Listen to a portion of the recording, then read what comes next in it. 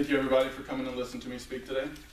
I had to give blood a while back, and the nurse comes up and she says, Mr. Sheath, I'm going to have to take some blood out of your arm, which is not normally a problem because I don't generally hate needles. So she sticks the needle in my arm, misses the first time. I writhe in pain, she starts laughing and giggling, and then she tries it again and actually hits the nerve on the second shot. So now my arm's all numb and I can't feel what's going on. And she asks to try my left arm since the right one worked out so well.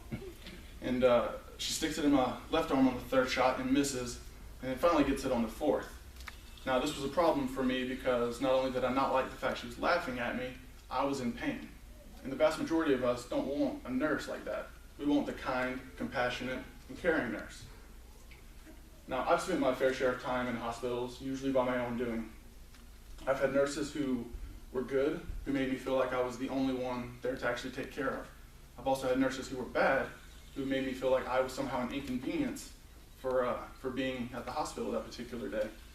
But nonetheless, nursing is one of these occupations where you have the unique ability to, on a daily basis, not only share Christ's love with your patients, but to tangibly affect the lives of other people with real distinguishable godly attributes. In fact, the Bureau of Labor and Statistics actually goes so far as to define nursing as providing and coordinating patient care, educating the patients and public about health concerns, and providing advice as well as emotional support for the families. Now, being that I live with a nurse, I can testify that this is pretty spot on accurate. And I'm going to validate these claims by three key aspects that I feel like make a good, godly, centered nurse. First one's going to be serving others.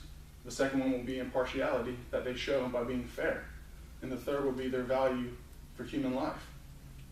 First off is serving others, the foundation from which nursing actually came from. The idea that these people want to help and give of themselves to help others. Donna Cardillo is a registered nurse as well as an expert on nursing and a motivational speaker who travels the country talking to different nurses and different nursing groups.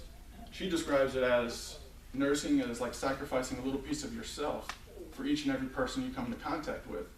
So that way, regardless of if they remember you or you remember them, you can guarantee that you gave a little bit of yourself for the betterment of other people. In fact, Acts chapter 20 talks about how it's better to give than to receive. The book of John chronicles Jesus washing the feet of his disciples in an ultimate act of servitude, and he later goes on to sacrifice himself. So serving others is a real, like I mentioned before, a real tangible way that we can take a lesson from what nurses demonstrate on a daily basis. In addition to serving others, you have impartiality. Now this is a hard one for me, being partial to people no matter who, where, how they got there. The Bureau of Labor and Statistics says that in 2012 there were over 2.5 million nursing jobs in America. That is a whole lot of people being impartial, which is really hard to do when you think that no matter who they are, what color their skin is, how much they make, or what they've done, you are required not only by law, but by just general morals and ethics to treat them the way anybody else would be treated. It's also one of those interesting things where we have grown accustomed to expecting to receive impartiality, yet fail to give it most times.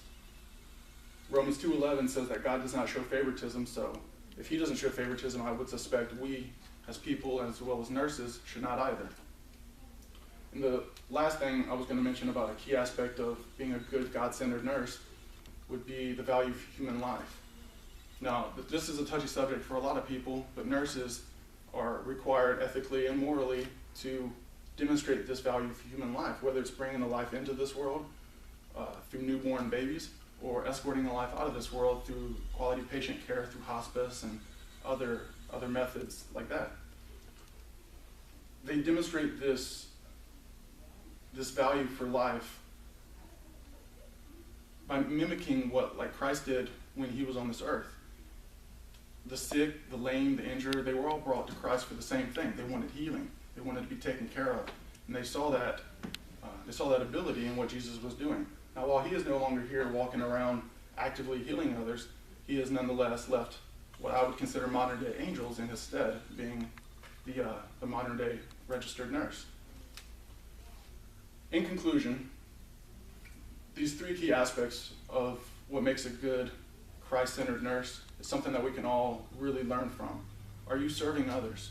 Are you being fair and impartial to those around you? Are you valuing human life and demonstrating this not only by what you say and what you think, but by your actions and your deeds? And if you're not, we need to correct it, because the Bible clearly lays out why it's important to serve others, just as Christ served. Why it's important to be fair and not be partial against other people. And why value of human life, no matter the circumstances, age, or what have you, it is important. And Christ valued it, and so should we. So, and just leaving you guys with this, just remember, nurses affect people on a very personal level. Those people make up society, and society can affect change. So in a real and actual way, nurses can greatly affect the change in society. So thank you very much.